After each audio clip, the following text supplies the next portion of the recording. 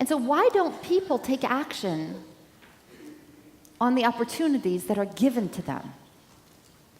And I'm thinking always about entrepreneurs, right? They're like bold people who are not wired like the rest of the population. They are people who like to quick start things. And some entrepreneurs, especially, but everything we're going to talk about applies to whatever, any area of life. But what I've learned is most people have never been taught how to make educated decisions. I know in the beginning, it's not like my parents sat me down and said, here's how you make here's the whole process for making an educated decision. But I've done so much personal growth and development work, so much spiritual work. I'm not finished, and I'm glad. I am on this journey for the rest of my life.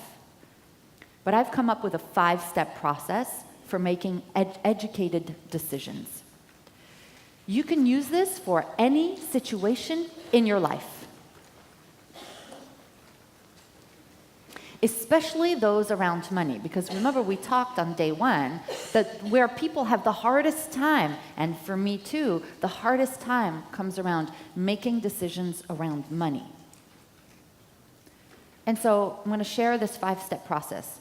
I know that some of you, because my team has talked, are tightly wound around the decision to join us. Your gut says yes, and all the swirly is saying, ah! Right? I mean, is it true for some people? Yeah. So here's how you do. You can use this for that, but this is for anything. Number 1. How to make educated decisions. 1, get clear on your goals.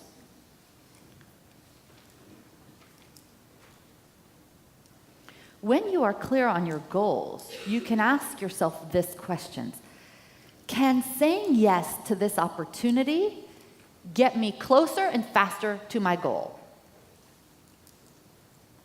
So I'm going to use a very simplistic, overly trite example. But if you have a fitness goal and you're presented with what's that, sugary cereal, or you can ask yourself, will the sugary cereal, saying yes to that opportunity get me closer and faster to my goal? I know how trite and pedestrian that example is, but it's clear, right? It's the same thing, If you are clear about your goals and you take several steps in the right direction every day, eventually you will succeed. So decide what it is that you want, write it down, review it constantly, and each day do something that moves you towards those goals. So in evaluating an opportunity, very simple, yay or nay. Is it going to get me towards that goal? If the answer is yes, then the answer is yes. It's likely an opportunity you should say yes to. Okay? Turn to the person next to you, say, that makes sense.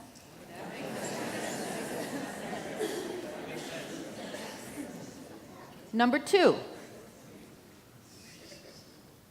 calculate your return on investment. Especially if it's something around money.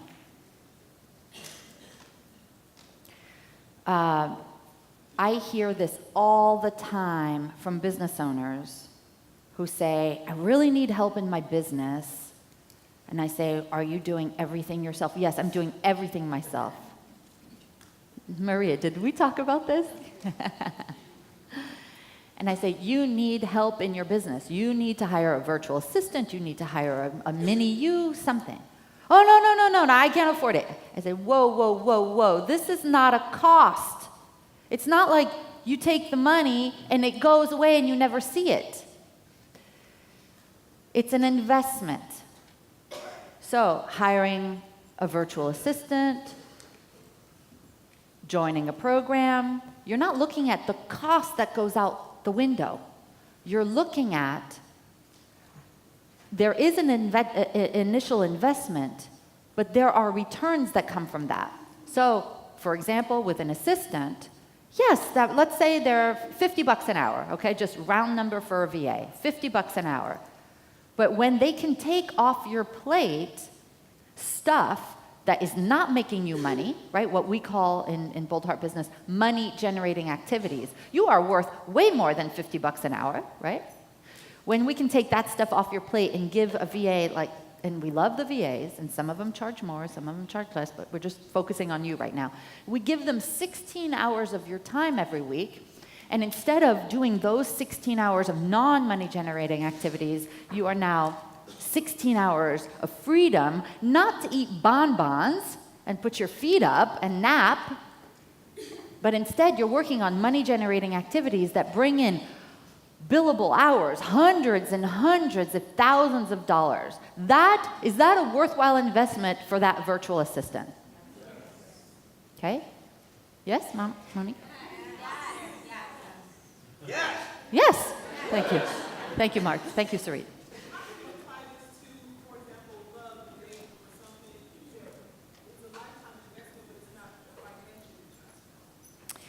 She's saying, how can you apply this to what some people call a softer thing, right? Which is not a financial return.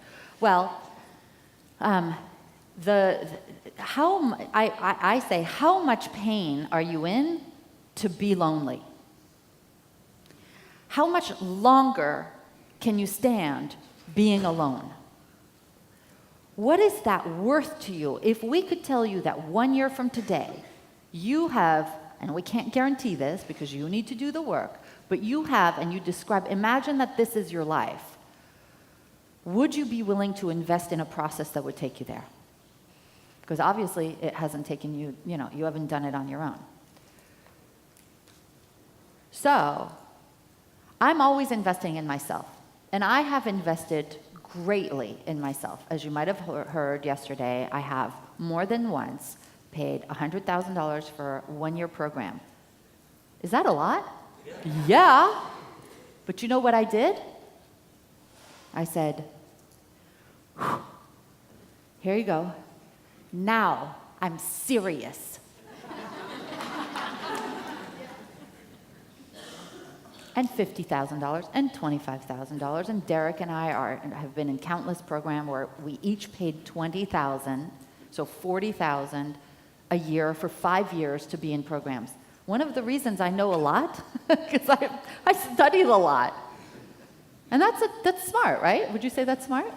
But I always look at, if I could make back my financial investment 2 times over, 4 times over, my lifetime, not just this year. So a lot of people are like, I just need to make back my money within 1 year. Hold up. You got your whole lifetime, right? But if I could make this money back 2, 4 times, 10 times over the course of my lifetime, would it be a smart investment?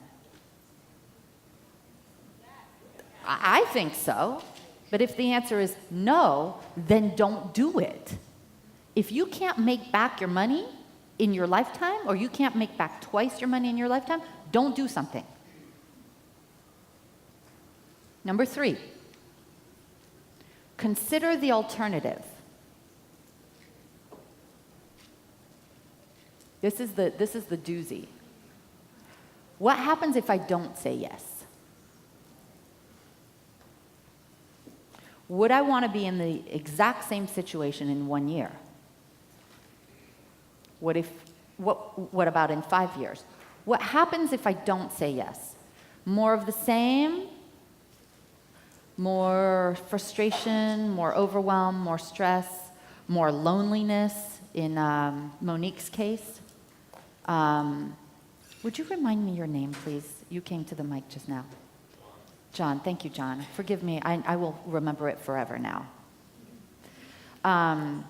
John, a year ago, you didn't feel so good, right? You didn't feel. Would you have wanted to feel that way 5 years from then? No, right? It's about asking yourself, am I committed to throw my whole self in to not feel this way anymore? So that's number 3. Number 4, consult your intuition. So here's what I know. I know that God's source universe is available to us 24/7. The source of all decision making is available to us 24/7.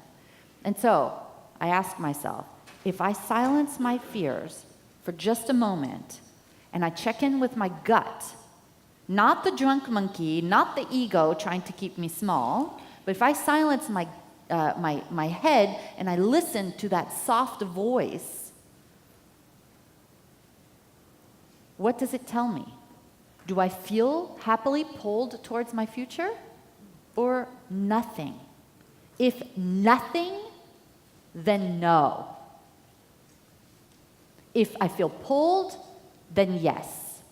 Another version of this is to ask your 1 to 10, on the scale of 1 to 10 question.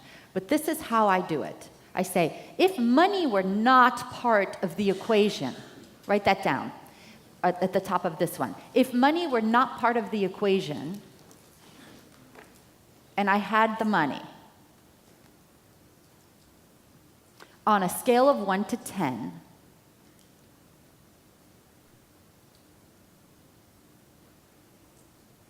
what number do I put on this opportunity presented to me? What number do I put on this opportunity presented to me? The reason you have to move the money is because the money piece creates drunk monkey. We can always find the money. This is what I know to be true about my life. And now working with thousands and thousands of people in 50 ways, you can find the money, always. So let's just move the money out of the way. Scale of 1 to 10, pick any situation. Would I do it? Does it feel right? And if the answer is 8, 9, or 10, then yes. If it's a 5 or a 4, hell no! Don't do it. We're looking for a decisive no. The indecision is the greatest form of self-abuse we've talked about last night, right? Number 5, trust yourself. This is where a lot of people have a really hard time because they've been told again and again throughout their childhood that their feelings didn't matter, that their thoughts didn't matter. This was a big thing for me. What's going on? This was a big thing for me because when my parents divorced and 2 years later my mother brought me here and my sister, she didn't tell us. She didn't consult us. And so I am a control enthusiast in part because I have felt unsafe. I've gone through my life going like, nobody move my cheese. Nobody rip the carpet out from under me because that was traumatic for me. Leaving my father, my grandmother, all my friends, my way of life, my language, my school, my apartment, my everything in one conversation. My life was ripped away from me. So I wasn't asked, and so that must be because my thoughts can't be trusted. Nonsense. So over all of these years, the last 36 years, I've had to gain trust in my intuition, my thoughts, my wants again. And my sense is that I'm not the only one who doesn't always trust themselves. Raise your hand if that's ever been the case for you, okay? So this is why I've shared with you the make decisions from a place of faith and not fear. If you were safe, and you could really listen to that little voice within, if it came from a place of faith rather than fear, would I say yes to this? Whether it's moving across the world or what else could you be? What are some other things? Being in a relationship? Just going in for the trust, right? Those are the five ways to make an educated... I need some green juice. 5 ways to make an educated decision. I would like for you to look over the 5 and circle the one that you feel you need to rely on the most. Do that right now for just a moment.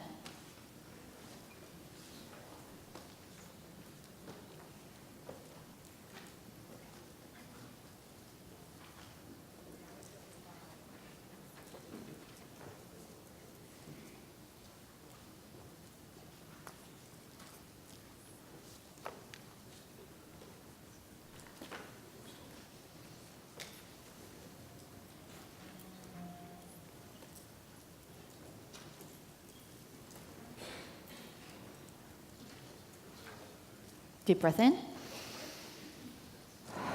Turn to the person next to you and discuss.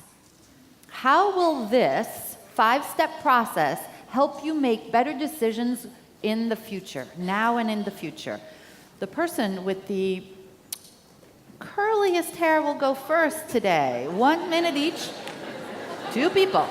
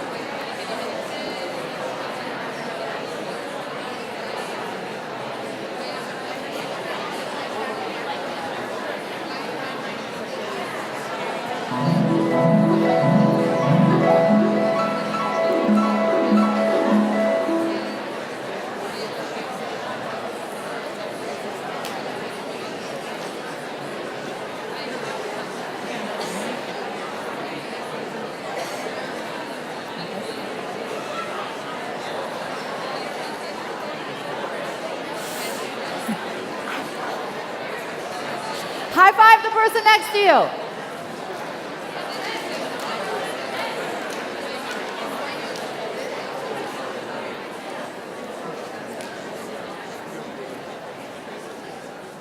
Maria, you're standing up. Oh, you're okay. I just wanted to know if you wanted to come up to the mic. Okay. How was this useful? Very? How so? You want some time to think about it? It's a formula. Yes, Jody? It diffuses the emotion. It goes away from the swirly to the same thing as the reverse engineer that we talked last night. This is what I've learned about myself. Floaty, swirly, overwhelm, confusion, brain drain. Put everything in my brain on paper. Do I feel like I have a little piece of kale on my lip? Do I? That's what I can. Okay. Brain drain. Put it all on paper, and then you can look at it. Ellen, do you want to say something?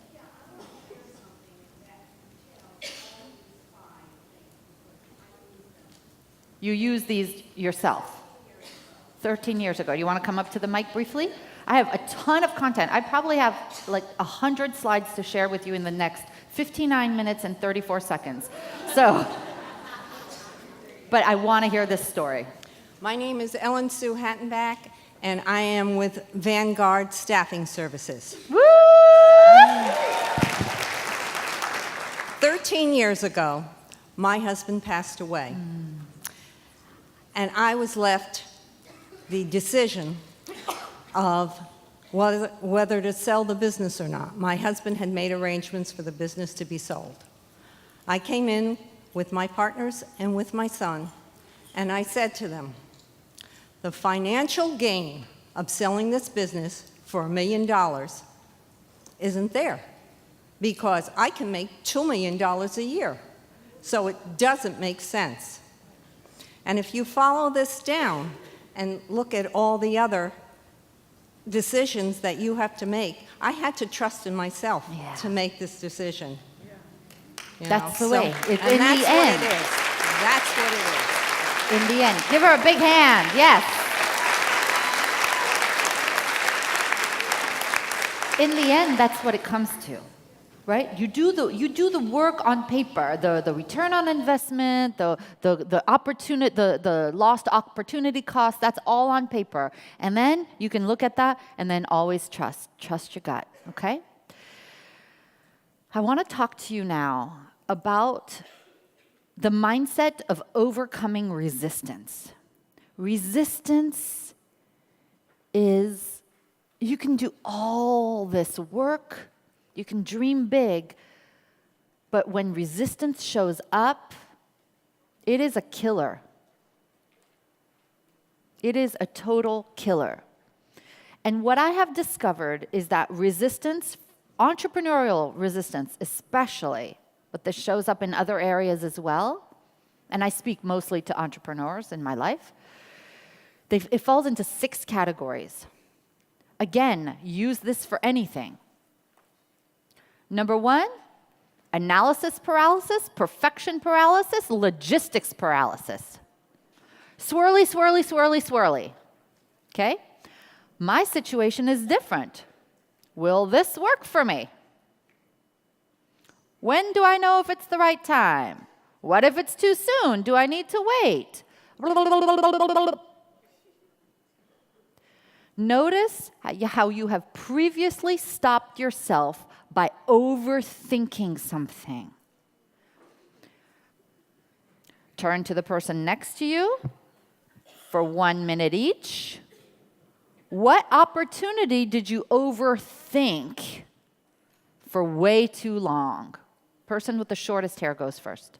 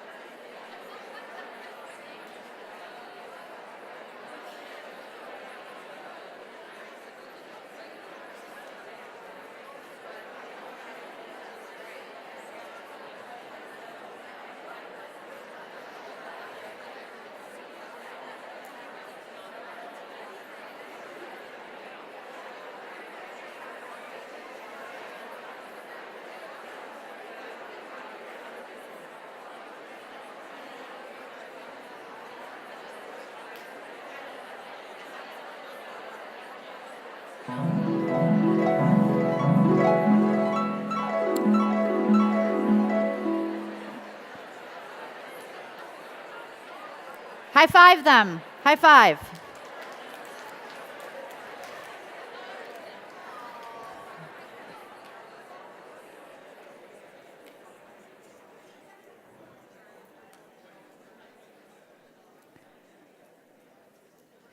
So I want to bring up a Bold Heart business example that happens often.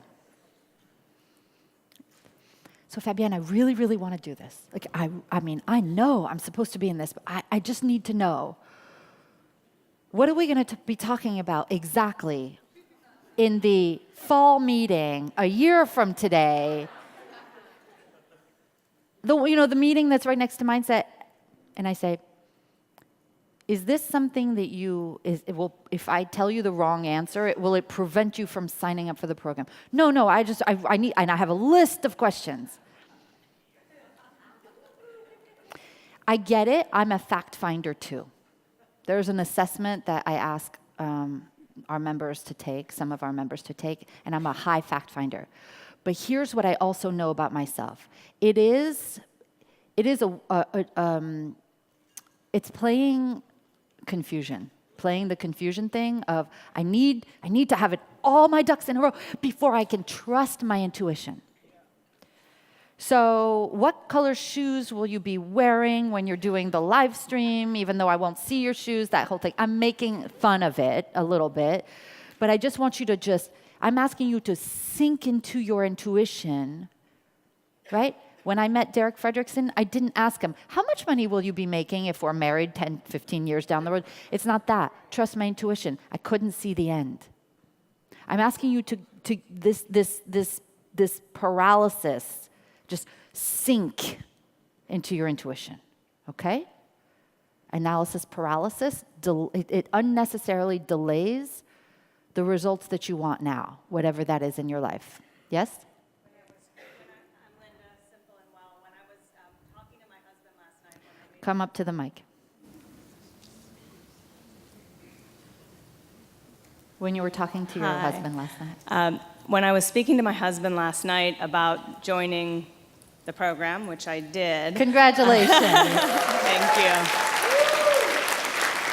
you. He said to me, have you talked to other health coaches to see if this has worked for them? I said, you don't understand. I don't need to do that. It's going to apply to anybody's business, and I know in my heart that this is where I am meant to be. This is the community that I need to be in, and that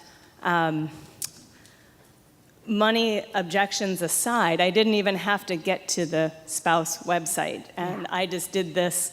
And I sat with him on the chaise in my room, and I said, it's an inner knowing, and I know we've done other things together, and I just know that I need to be here. This is my community. This is where I'm going to thrive, and I know all sorts of crap and shit is going to come up, and I just resonate with some people's stories. We all have a backstory. I know somewhere the rawness and my own personal history of the personal growth part is what's going to help me help other people. And my backstory, when I'm ready to share it in whichever safe, smaller version, this There program. will be one. There will be a safe. And I just have an inner knowing, and I'm like, okay, which credit card are we putting it on? Because I just know that we need to do it. And he said, well, you need to pay for this program by your business on your own. I said, I don't know how. All I know is we've been given the opportunity to pay it in the next 3 months, and because he liked the idea of not the monthly payments, but saving the extra couple $1,000s, and so it's going to happen. And I'm committed. I'm here, and She's thrown her whole self in. Yeah. Give her a hand. Congratulations, Linda. Charisse, give her a Thank you. high five. Or a hug. Woo! Which leads us, thank you, Linda. The second resistance is money paralysis.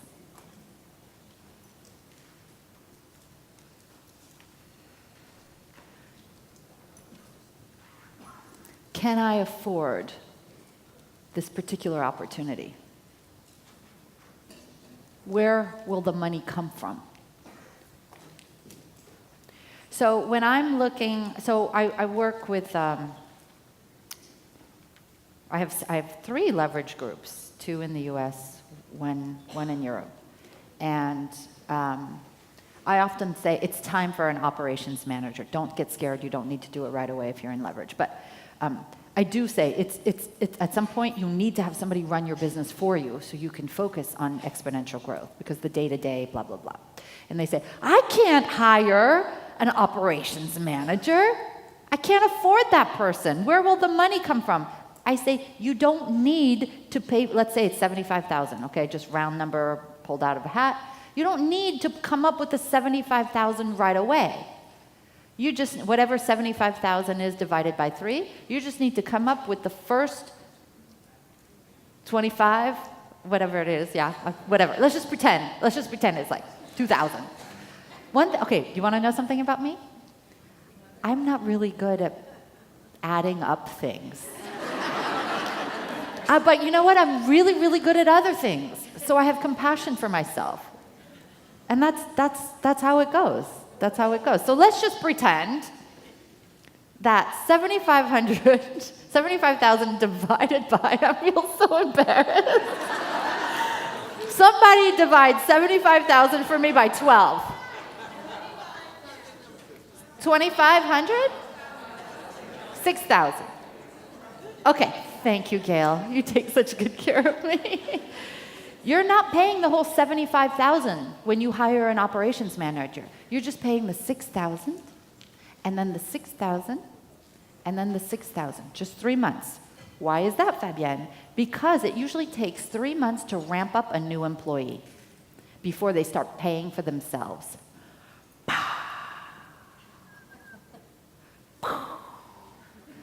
Right? So you're really, if it doesn't work out, you're in the hole for 18,000. I had it. I just didn't know if it was 1,800 or 18,000. Just a matter of a few zeros. And then I make that. I make that thing. Is it worth making an $18,000 mistake? And at that point, they say, you know what? For what I really want, which is to get out of the day-to-day and be able to exponentially grow my business, yes, I will make an $18,000 risk as opposed to a $75,000 risk. Are you getting that? So you're not really making, like, let's say, you're not really, right now, can you afford it? You're just affording the first part. And then you go hustle to make it happen. This is another thing I tell people who are looking for an operations manager. It's not like you're going to put out all this money and then, sit and eat bonbons. While you're training that person, you go hustle. You go market to pay that $6,000 that you're paying for your ops manager. You go hustle, right? It's the same thing, right? You join a program, you hustle. You make the money. You do all of the assignments, and it pays for itself. The money always exists. If you do fully the 50 ways, there are some people that we work with who continually have their 50 ways up, and they work it all the time. It's not just a one-time thing that they do at Mindset, they do all the time. The money already exists in your life. You can find a way to afford it. Just action your 50 ways list. See, this is what I like. I've already talked to you about the hustle. When I started out, I chose resourcefulness. I hustled and I found the money. I refused to be like the people out there who say, I can't afford it. I don't want to be the person who says I can't. Who's with me? I don't want to be that person. I want to be strong. I want to be the person who's personally responsible for my results. And so I can't doesn't exist. To afford something I really wanted, I worked, speaking of health coaches, did you go to IIN? I went to IIN too. That's how you found me. You have? Thank you very much. Thank you. I went to Joshua, or I guess you call him Josh now. Awesome.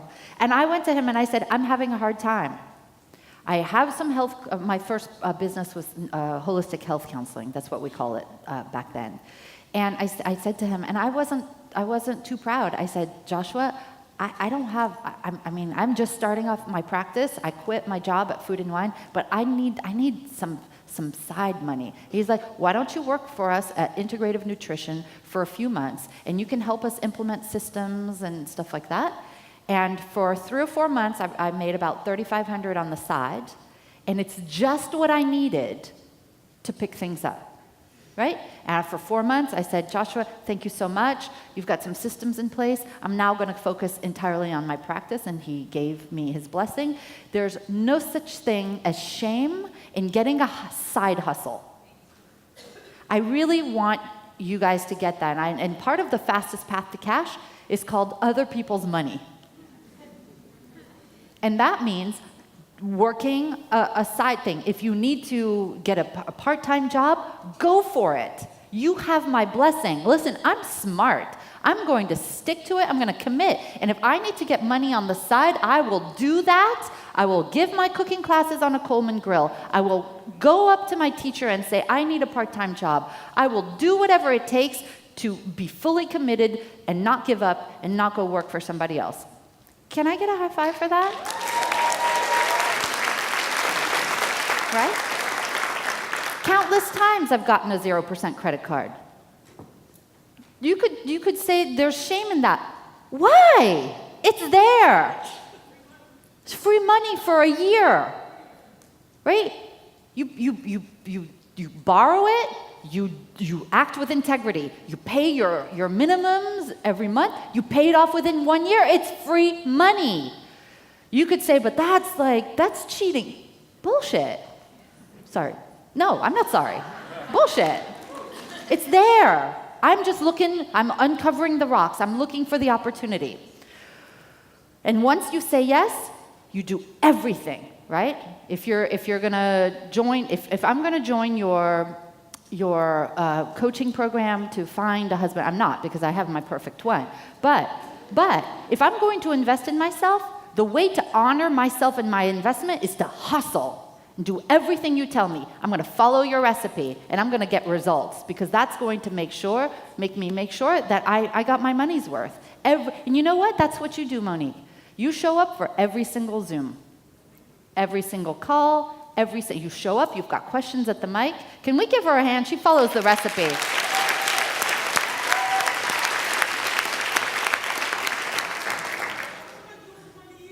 To say, you know what? We're in a club of 2, okay? Oh, you think so? Okay, number 3, ruled by rules. Beware of the rules that you have around money, around what you're willing, what you can do. Has anybody read Vishen Lakiani's book called The Code of the Extraordinary Mind? Okay. Oh, you read it, Edna? It's good. The Code of the Extraordinary Mind. Vishen talks about rules. He calls them bullshit rules. Rules. And he asks us to look at, to examine the rules that we have around certain things in our life. So it's everything from does my religion not permit eating this? And do I have to follow those rules? By the way, I'm not saying that that's a rule, but that's just an example that he comes up with in the book. And why do I do things like this? Is it because society has decided this? Is it because my parents decided this? Mark, where are you? Question everything. Question everything. So if you see yourself stopping yourself from investing in something, ask yourself, what is the reason, and is that a rule? I can't do this because I can't work with a coach or a program because I'm already in a program. Andrew Mellon, where are you? Who says who? Why can you only have one? Who made up that rule? I have 2 coaches right now, and I work with my spiritual teachers. You could say, that's because you make money, Fabienne. Yeah, why do I make money? Because I have 2 coaches and spiritual teachers. It's the egg in the, I almost said the egg in the cart. I'm really going for it, right? think like Einstein. The way that Einstein came up with E equals mc squared is that he just kept saying, I'm just going to break the rule. He was trying, and then he broke the rule, and that's how he found it. That's how he found it. He just broke all the rules. And so I believe in rules, I believe in boundaries and all of that good stuff, but are you being stopped by your own rules? And so I'm going to ask you to journal now for a moment. What unfounded rules do I have that prevent me from taking action on useful opportunities that are presented to me? We're going to put some spa music on. Only about 2 minutes. Unfounded rules.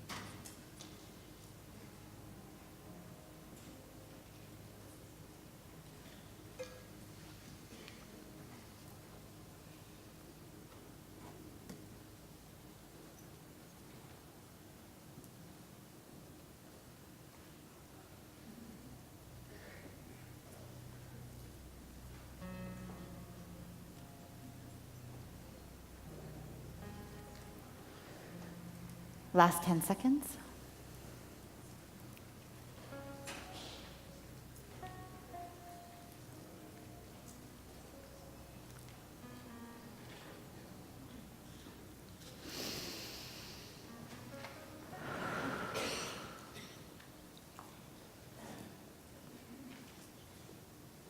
Just circle the one, or highlight the one that's the biggest one for you. What's your biggest rule?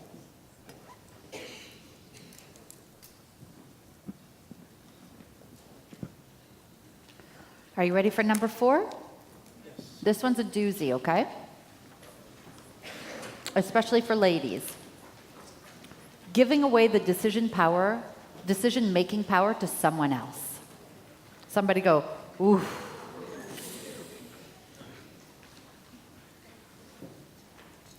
All eyes on me. All eyes on me. Spoken like a good Leo.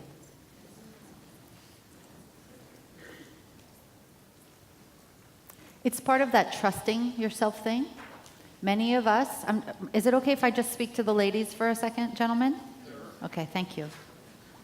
This is so big. It sometimes makes me cry.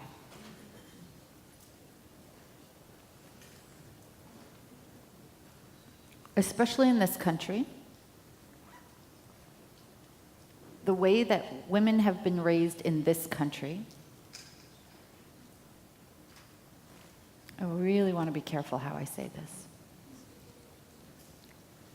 is that their opinions don't matter.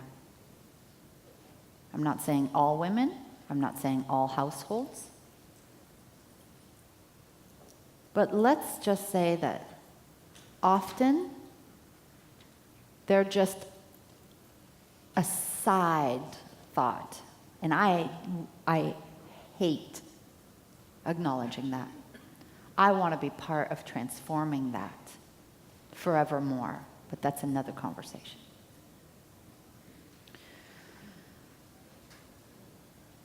And that's where I think the trust isn't there. Because from the beginning of time, other people made decisions for us. Anybody? Oh, I can tell it's heavy because no one's, yeah, okay. And so perhaps your spouse or your partner isn't there when you are presented with an opportunity for growth.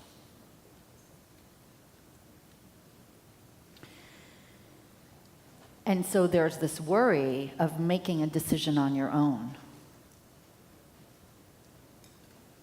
Because you might be wrong or you might be made wrong or criticized. And I want to remind you of how magnificent you are as a human being, and that you are not less than another human being, and that your intuition and your decisions matter equally than another person. And I know that this is sensitive territory. Somebody breathe.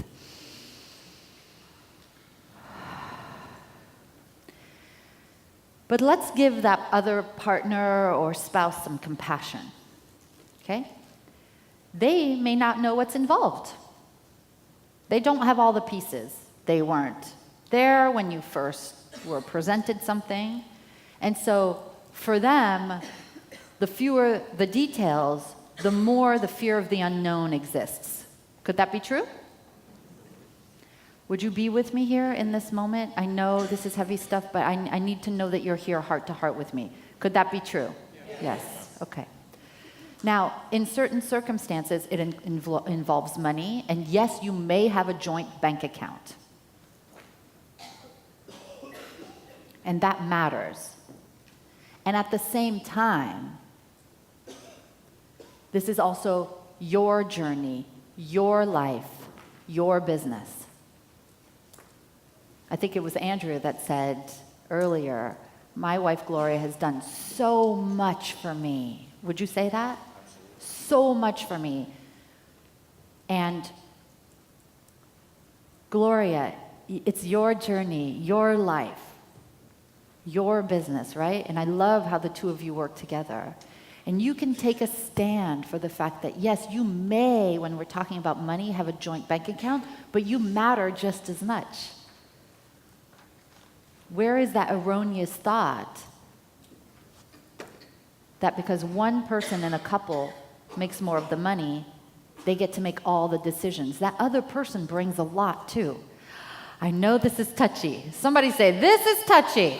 This is touchy, okay? Here's what I'm here to tell you from my vantage point and how I act in my life. You do not need to sheepishly ask for permission to do something that you want.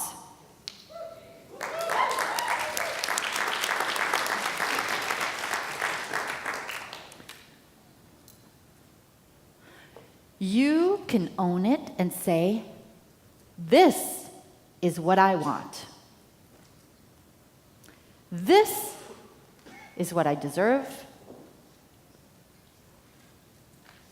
And this is what I'm committing to. And you may not be used to talking like this. I honor that. Deep breath in. So here's how I do it. Do you remember the time I mentioned that I came back from a seminar and I said, Derek, I have joined a coaching program, because I informed him that I joined a coaching program. I didn't call and say, please.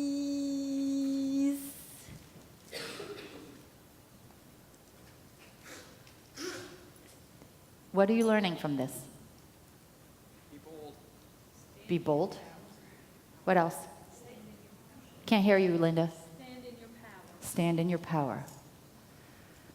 And I informed him what I was doing and why. There's a completely different energy from, honey, honey, please, can I do this? I'm not making fun. I'm caricaturizing something so you could see. Your spouse didn't marry you because you're like this. Please. He married you because you're like this. He wants an equal. Are you with me on that? Yes. So what your partner or your spouse is actually looking for is your confidence and conviction. Circle that, star it, highlight it. They want the best for you. If you come and say, please, me, what it says is, I'm not sure of myself. I'm not sure of this decision. I need you to help me figure out if I should do this or not because I can't trust myself with this. But when you show up and you say, I'm proud of myself. I've made a decision. I'm doing this. And here's why I'm doing it. And you show up, you're standing up straight, physically and figuratively, and you have confidence and conviction in your decision. How is that different for the person on the receiving end?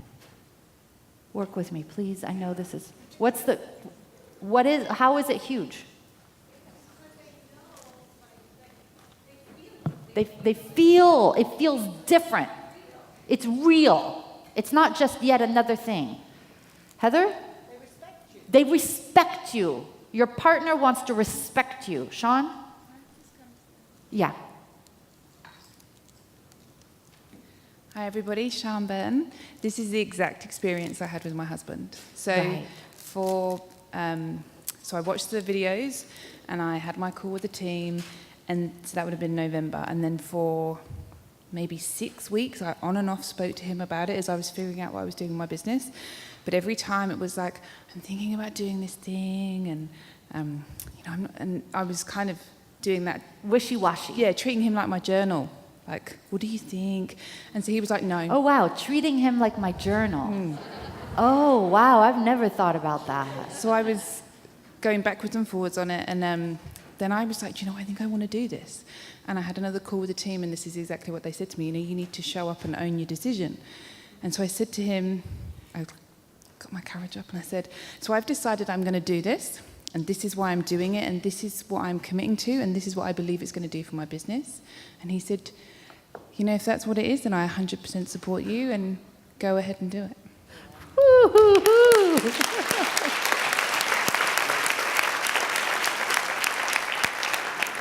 When you show up with confidence and conviction, not just in this, but when you're showing up with confidence and conviction in a client, a prospect call, as opposed to, do you want to work with me? I believe. Wait, what? You would never have signed up with me. No. Never. But when you show up and you say, yes, I believe we can do that together. I believe you have everything it takes, and I am delighted at the idea of us working together. You show up with conviction, confidence, I can do it. You're way more attractive to a prospective client. So, I'm going to give you some scripts that you can use for your whole life. Okay? You have them in your binder. It can go this way, it can go a couple different ways, right? Honey, do you love me? Do you believe in me? Do you fully support me? Yes? Well, he would say, or she would say yes. I'm doing this for me. I'm doing this for us also. I'm doing this for our future. Do you feel that conviction and that confidence in there? That's what they're looking for, because usually they're looking to protect you. And we love them for that. So these are some scripts that you can use throughout your life. And after a while, they'll start seeing you in that she can make her own decisions. I'll go for it. Here's what I do want to say. What I've learned is they will never support something they believe would compete for your attention. So, reassure them that nothing will get between you. I know this sounds crazy, but it's true.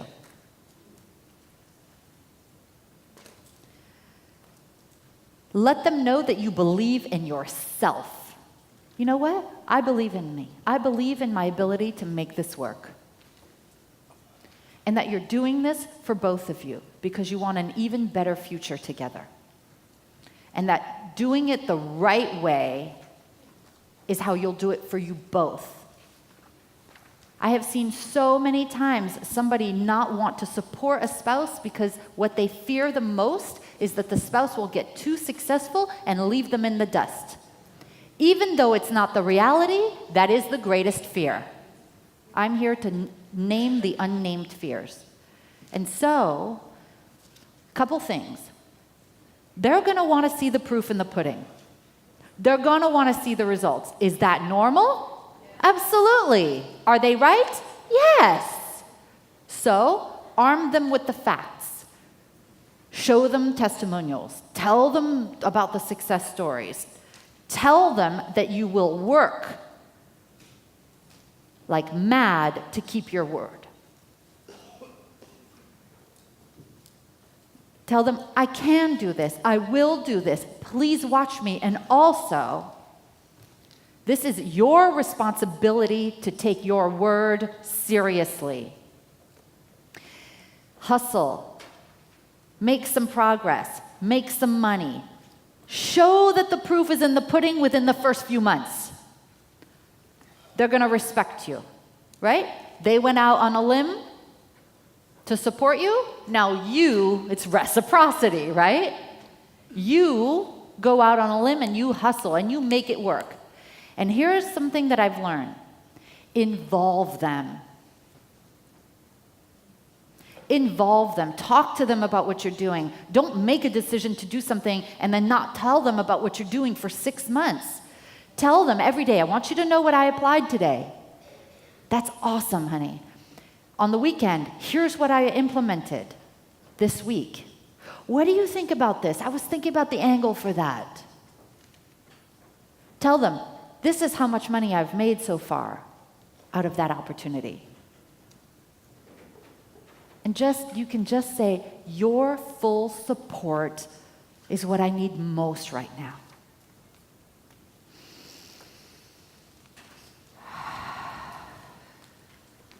Number 5, resistance shows up as self-doubt. Anybody? Me too. Me too. Maybe you're scared. Can I really do this? Can I really get a return on my investment in this person that I'm hiring, in this company to do my website? What if I make the wrong decision? Is this another, can I just call it what it really is? Is this another thing that I'm not going to succeed at?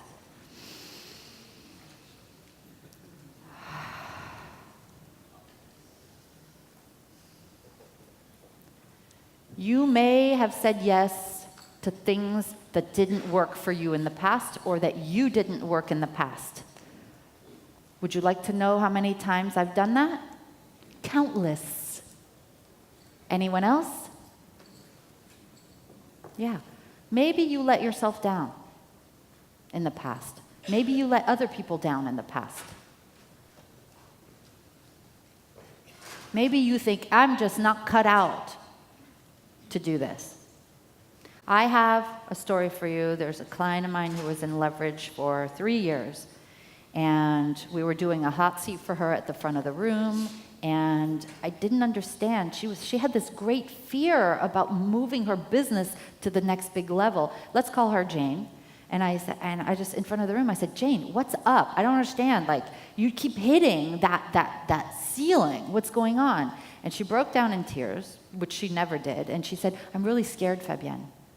I'm really scared because there was a time when I had my business at multiple six figures, and I had all these therapists working for me. She has a practice in Manhattan. And it just imploded. It went back down from multiple six figures to like 60,000 a year. And she was humiliated, you guys. Humiliated. And she created a meaning for herself that she could never do it again, that every time she goes to that big net level, she would spiral down. And I said, no, we need to do a Groundhog Day on this. And we're going to pass out a Groundhog Day cheat sheet now. Not cheat sheet, a worksheet now. And the Groundhog Day is where you learn from your past experiences. And here's how it works. It is a way of looking at, it's like the movie Groundhog Day. Did everybody see that? It's a must-see. Really? So many people didn't see it? Such a great 80s movie, or is it 90s? Who cares? It doesn't matter. It's great, great, great, right? Bill Murray wakes up on the same day and gets to, every morning, and gets to relive the day. And in the end, in the beginning, he goofs off and he just makes, he's like, oh, I'm just going to, eat unlimited donuts and Coca-Cola and smoke my brains out. And because the next day I wake up again, it's tabula rasa. But he meets Andy Dowell, the character, and he every single day he learns that, oh, she likes poetry, and he starts quoting poetry, and she's like, oh my God, you're my perfect man every day. And what essentially he's doing, he's looking at what works, what doesn't, and then if I had to do that same experience, that same day all over again to get what I want, what would I do more of and less of, etc. And so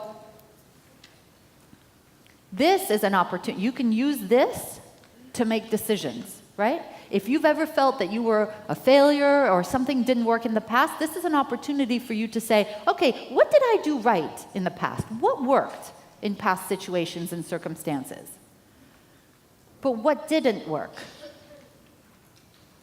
Maybe the program wasn't right for you. Maybe you didn't show up. I'm just telling the truth, right? So for her, and then if you were to do it all over again, what would you do more of and less of?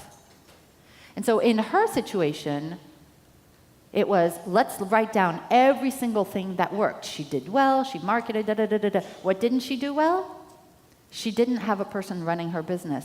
She was managing all of the therapists, but she's not a natural manager. She's a high quick start, low person to follow through. So she was out of her, out of her league's element. Yeah, she just couldn't do it. And all of these other things. So I said, instead of looking at that as a failure and saying, I'll never do that ever again, instead, we worked on the third column is, if we had to get your business to multiple six figures again, knowing what worked the first time and completely avoiding or replacing what didn't work, what would we do differently? And the relief set in. She felt like, okay, now I can do it again.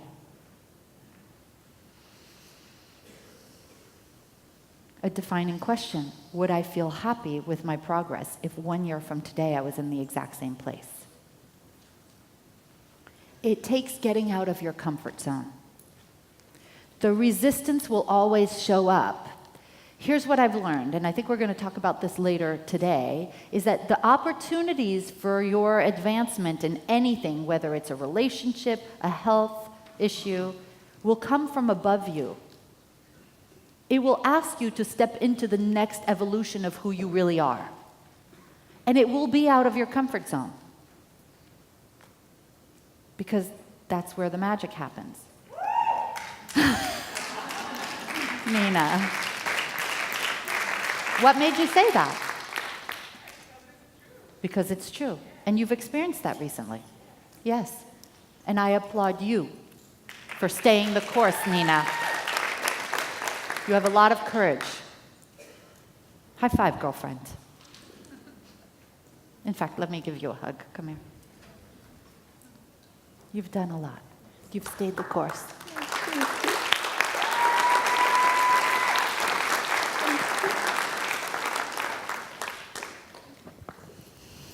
You're welcome.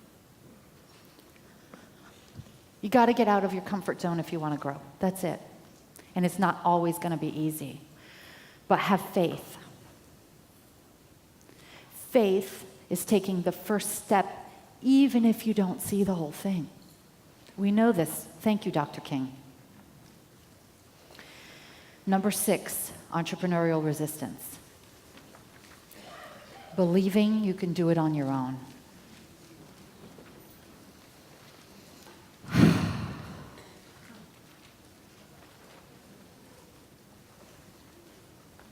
I think there's this, I'm afraid to ask because that means I'm afraid to ask for help or accept help because that means I'm not good enough. I don't know what it is. Guys, I'm going to say, gentlemen, thank you for your patience around a couple of these things that I do believe. Well, no, I think men sometimes do maybe feel strange about asking. But I think especially women, I don't understand what it is yet. I'm going to put my finger on it at some point. But this I don't feel good enough to ask for help. Maybe I'm not worthy of receiving help. I don't know what it is. I will figure it out one day. But here's what I know. What's gotten me to where I am today and creating a life that I love and creating a fabulous, where's Tarek? A fabulous marriage. Not a good marriage, a fabulous marriage. And fabulous kids and what I consider to be a fabulous team and fabulous a business is that I can't do it alone. I can't. And I'd love to have all the answers. I don't know. Is anyone born with all the answers? No. Right? So here's what I'm here to tell you. If you worry about whether, you can do it on your own, if you have that rule of, I'm going to figure it out on my own, I'm a lone ranger, I can do it without a tribe. I'm a lone ranger too, and I never joined tribes before because I'm just not a tribe person. And yet I'm lonely without a tribe. So I let that rule go, right? But here's the thing, if you could have done it on your own, you're smart. You would have. Say, I'm smart. If I could have done it, I would have. Right. Here's what I've discovered. The Muggle world, the pull from the Muggle world is very strong. Keep you down, step on you. You just stay small, okay? And you just stay under my thumb, right? We all need accountability. Who needs accountability? Yep. Not a single person I know doesn't. We all need love. Anybody?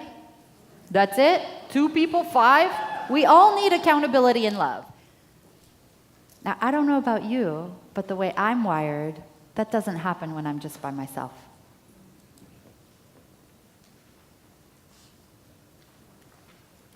Do we take 100% full responsibility, show up at everything, 0 excuses when no one's watching?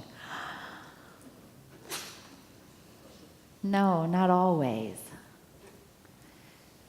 Having a good measure of love, tough love is really important because when there's no accountability and the pressure is off, it's easy to go back to your old ways. Is that true?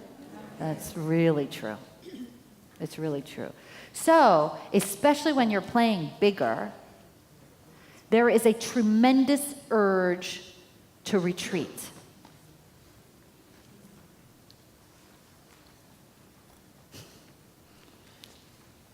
It's really easy to say, you know what? This is tough. I'm just going to go back to bed. I'm going to go back to my comfort zone. But when you have got accountability in your life and you've got people who are on standby and fiercely believing in you, you go and do the impossible on a regular basis with commitment. Because you can't not. You're being asked to show up at a different level with love. And that becomes your new normal. So the question is, when it comes to resistance, you can fall prey to it, or you could just be willing to do things differently.